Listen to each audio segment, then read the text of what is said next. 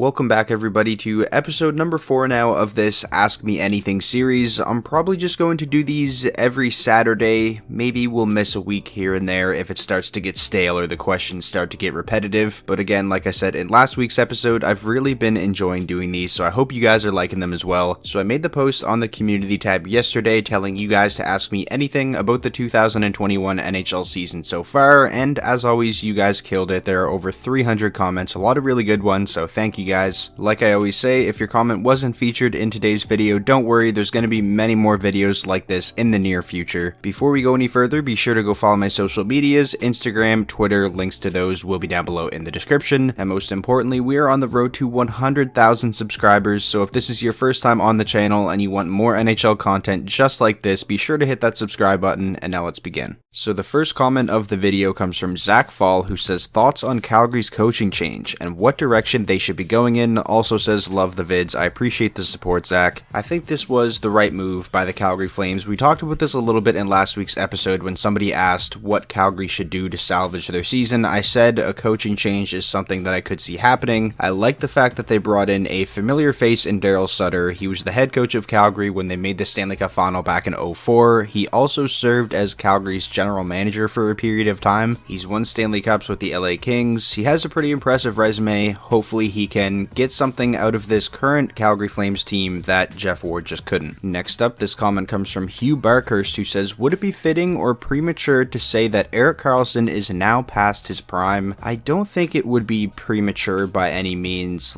I feel like at this point, it's safe to say we're never going to see Erik Karlsson be, a top 2 defenseman in the NHL anymore, be in the conversation for the Norris Trophy. And with the Senators, year in, year out, he was regarded as one of, if not the league's best defenseman. He was always in the conversation for the Norris. I don't know if we're going to see that happen again, so I guess that would mean he probably is past his prime. It's unfortunate, especially when you consider what type of contract he's on, but he just hasn't been the same since his surgeries. Moving on now to the next comment from Jonah Craft 7, who says, if Buffalo Sabres GM, what would you do to get Buffalo back in the playoffs?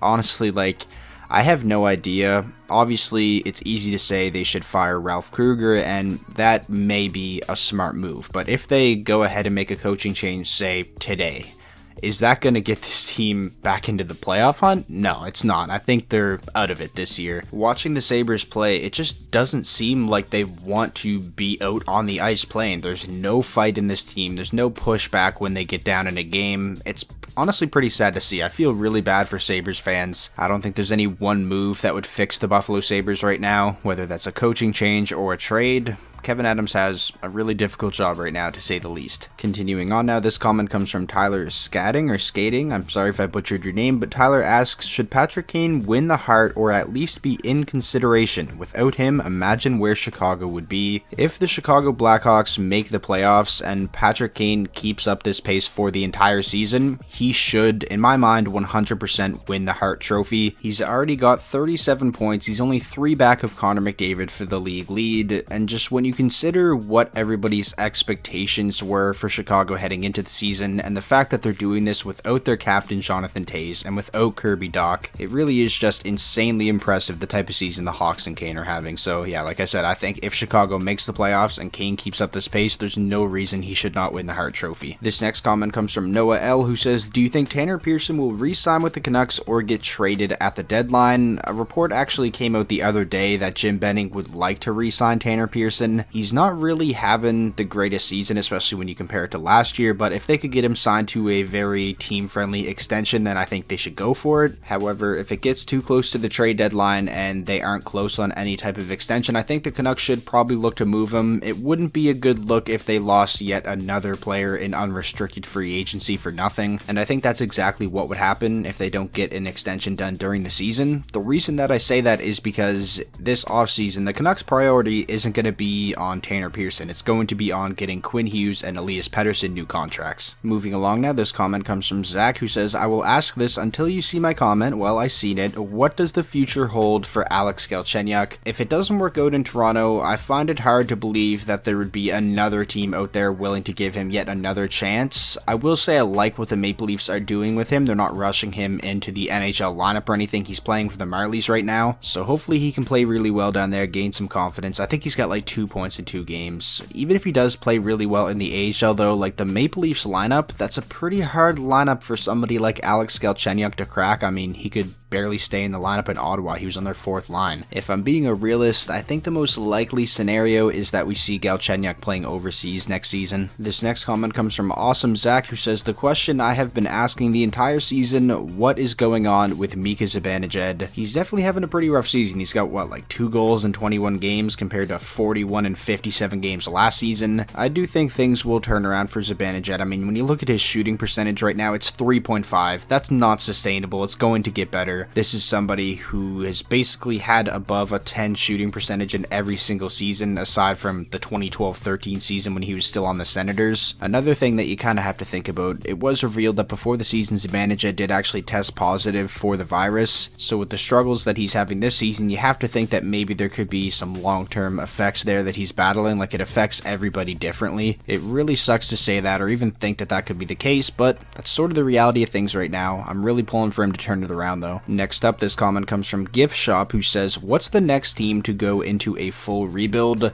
I think it should be the San Jose Sharks. That's a pretty old team, a lot of veterans, and the team just isn't very good. The only thing is, a lot of the veterans on that team are on pretty big contracts that would probably be pretty difficult to move. The Predators are another team that I definitely think should probably think about the future. Maybe not a full-fledged rebuild, but sort of like a retooling. They have some guys who I think would be very valuable assets and that they could get a pretty good return for. Philip Forsberg, Mattias Ekholm, who's on a very good contract, Victor Arvidsson, but like San Jose, they also do have some pretty bad contracts of their own. Ryan Johansson, Matt Duchene, those contracts aren't really tradable. From Slandersponge, thoughts on Chris Kreider and Alexis Lafreniere going superhuman as of late for the New York Rangers. Chris Kreider is definitely one of the hottest goal scorers in the league right now. I think he has a couple of hat tricks in the past week. And when it comes to Lafreniere, it's really nice to see him starting to put up some points. He was getting a lot of chances early in the season. They were going to start going in eventually, and they have. Hopefully both Kreider and Lafreniere can keep this up because the Rangers are going to need it, especially with Panarin out and Zibanejad struggling to the extent that he is. Moving along now, this next comment comes from Nicholas G, who says, who has the best goaltending tandem in the NHL right now?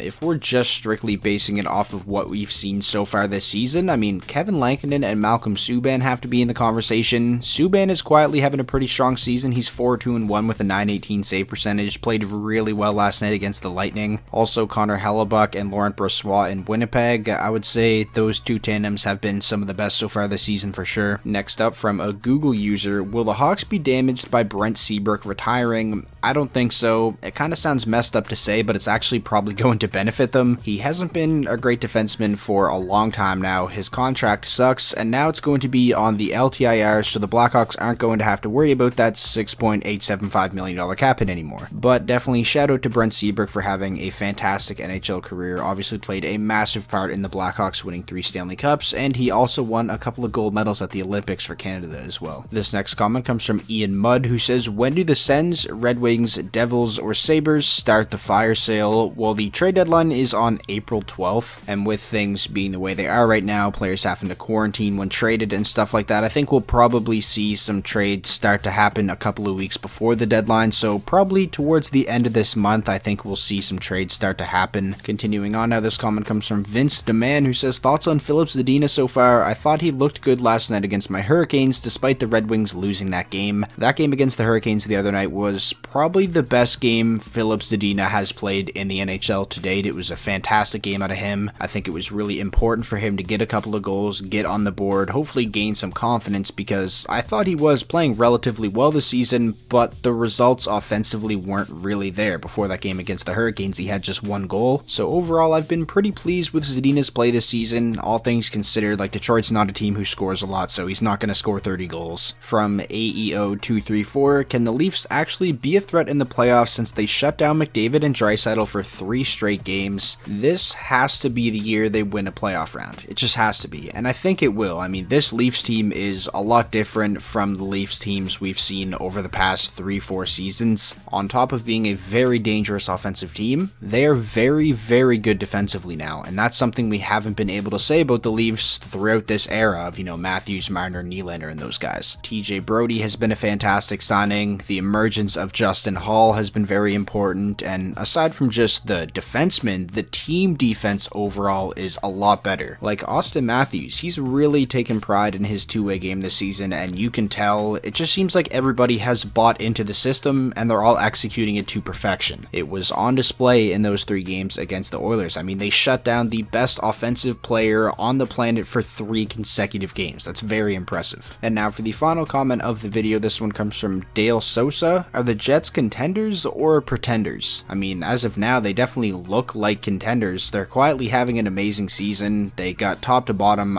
one of the best forward groups in the league. Connor Hellebuck is a Vezina caliber goaltender, and Laurent Brossoit is having a good season as the backup as well. For the Jets, it really just comes down to their defense. Is that blue line good enough for them to be true contenders? Probably not. I'm really interested to see what this team does going into the trade deadline. If I was Kevin Cheveldayoff, I would be picking up the phone, calling Nashville, and doing anything I possibly can to get my hands on Mattias Ekholm. He's the type of player who I think would solidify the Winnipeg Jets as true contenders, so I'm interested to see what they do. So that is going to do it for today's video. I really hope you guys did enjoy. Again, like I said at the start of the video, thank you so much to everybody who went and left a comment on the post. If your comment was not featured in today's video, don't worry, there's going to be another one of these next weekend. If you guys did enjoy, be sure to hit that like button. That is the best way to show your support, and most importantly, if this was your first time on the channel and you want to see more NHL content just like this, be sure to hit that subscribe button, and I will talk to you all in the next video.